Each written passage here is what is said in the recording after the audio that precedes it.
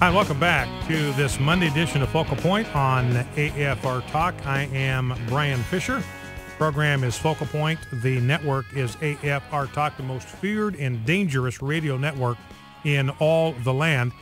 And, of course, you are aware, I mentioned it briefly before this segment, at the end of the last segment, that we're dealing here right now. Everybody's processing this tragic death of Cassandra Perkins. She was a 22-year-old girlfriend of Kansas City Chiefs linebacker Javon Belcher, he shot her and killed her. Then he drove to the Kansas City Chiefs training complex and shot himself to death in front of a couple of the coaches, leaving behind a 3-month-old daughter, Zoe, who now has neither mother nor father.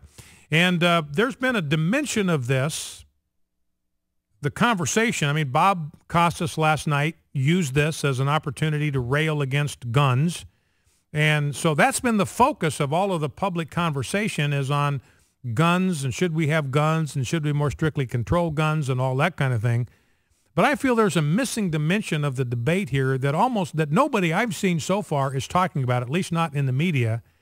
And that is the domestic violence issue and what we know about levels of domestic violence in marriage relationships compared to cohabiting relationships, which clearly this was. They were not married.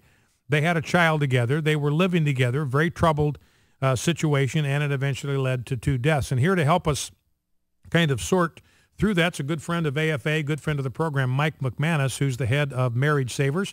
Mike, welcome back to Focal Point with Brian Fisher. Thank you, Brian.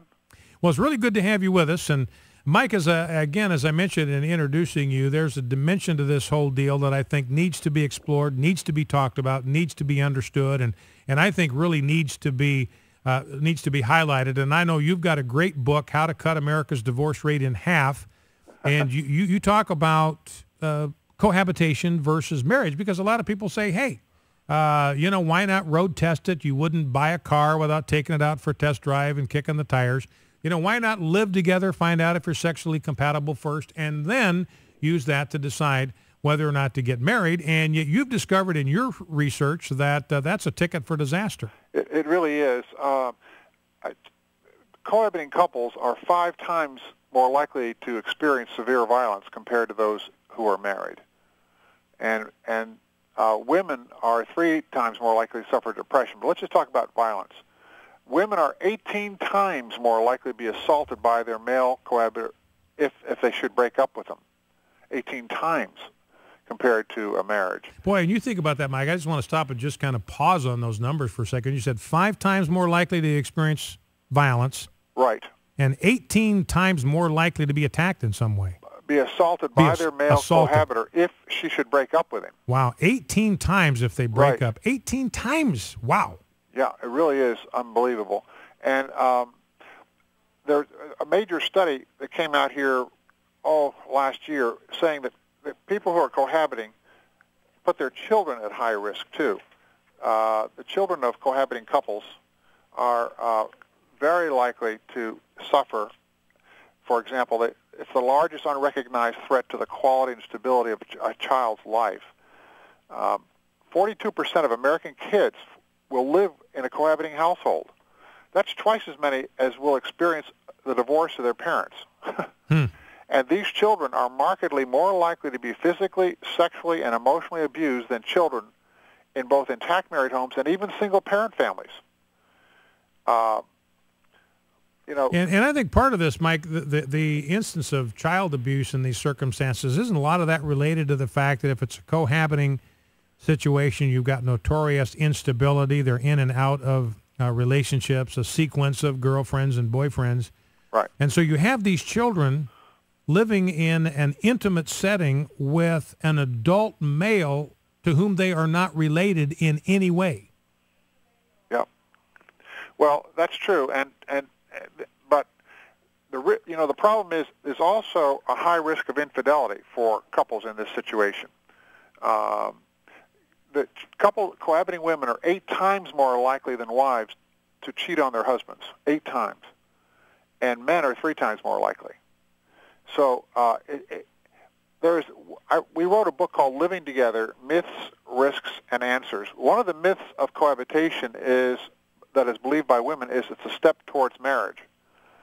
But males live together to avoid a commitment to marriage. Mm-hmm. They want the sex, they want the companionship, they want the shared rent. But if they wanted to marry, they would simply ask the woman to marry him. So really for a typical male, then it's a way of avoiding commitment. It's not a step. Commitment. It's not Absolutely. a step toward commitment. It's a major step away from commitment. That's right.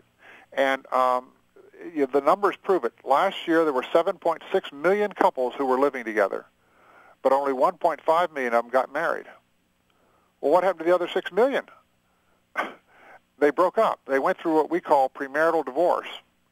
And this is such a searing experience. It is so painful that this is the major reason why we've had a triplet of never married Americans. We've gone from 21 million never married Americans in 1970 to 63 million currently.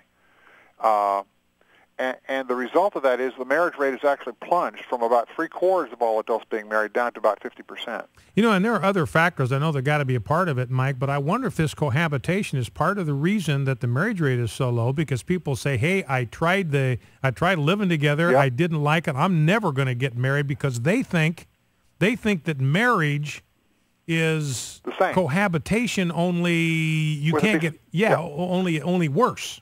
Yes, but the trouble is, love in a marriage is an investment, but in cohabitation, it's a gamble. In cohabitation, it's conditional. Marriage is based on permanence. So true love is selfless, but in cohabitation, it's based on selfishness.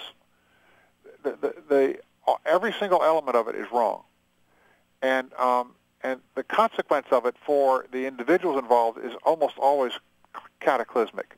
Well, and I think about my own relationship with Debbie, Mike, and I knew when I got married to her that marriage was not a matter of me getting my rights. It was a matter of me giving up rights, sacrificing my time and my energy and maybe my rights to certain pleasures or conveniences in order to satisfy her, in order to fulfill her, in order to protect her, provide for her, and for our children. And so there was a commitment. There was a thoughtfulness that went into it. I knew that this was a commitment that I was going to keep, and so I needed to make a good choice. I needed to be sure that I was convinced about the quality of the character of the woman that I married, and I was with Debbie, and have never been disappointed in her character. And so we had our challenges like every couple does. We've been together for 36 years, and it gets better all the time. We've got a great life together. We love it. Uh-huh. But it came because of the commitment that we made, kind of looking at what was involved in getting married and deciding that was a commitment that we wanted to make and stick to. Yes, and the couples who are cohabiting often say they're in a committed relationship. Well, they're just fooling themselves. The only committed relationship is marriage. And this faux marriage, this phony marriage of cohabitation, is really the opposite. And we only have 2.2 million marriages a year now in America, so cohabitation is really 3 or 4 times more popular. So it's become kind of the norm then for young. It has become the norm. Well, and you think about that. You think about out of the 7, I forget the statistic, something like 7-something million couples were cohabiting, only 2 million of them got married. Right, 7.6 million. Of those who were cohabiting, only about 1.5 million got married. So that means about 5 times as many couples broke up, as got married.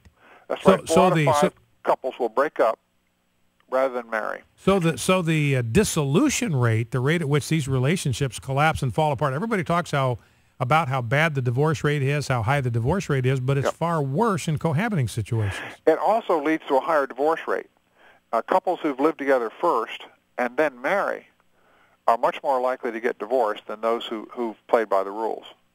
And I don't know if I heard this from you, Mike, the first time, but it goes back to what we were talking about a little bit earlier about both children and women in particular, that the most dangerous environment in the world for a young child is in a household living with an adult to whom that child has no biological connection. Right. And the most dangerous place for a woman is living with a man to whom she's not married. That's more dangerous than any other environment she could be in.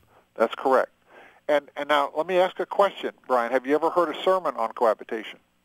Rarely. You see, let me put it this way. Part of the problem here. Let me put it this way. Not since I left the ministry.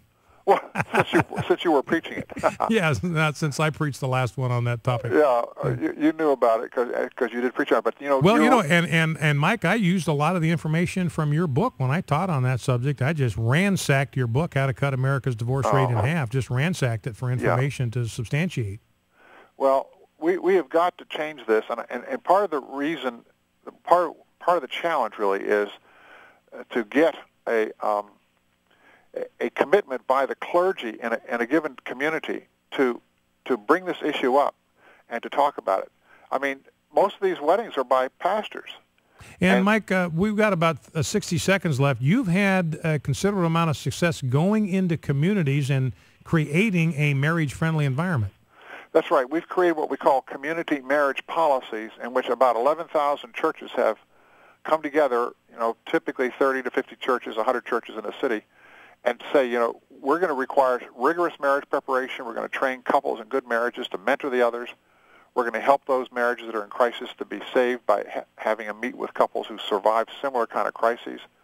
It's the whole thing is equipping the saints for ministry. And divorce rates have come down an average of 17 or 18%, and cohabitation rates have actually fallen 3%.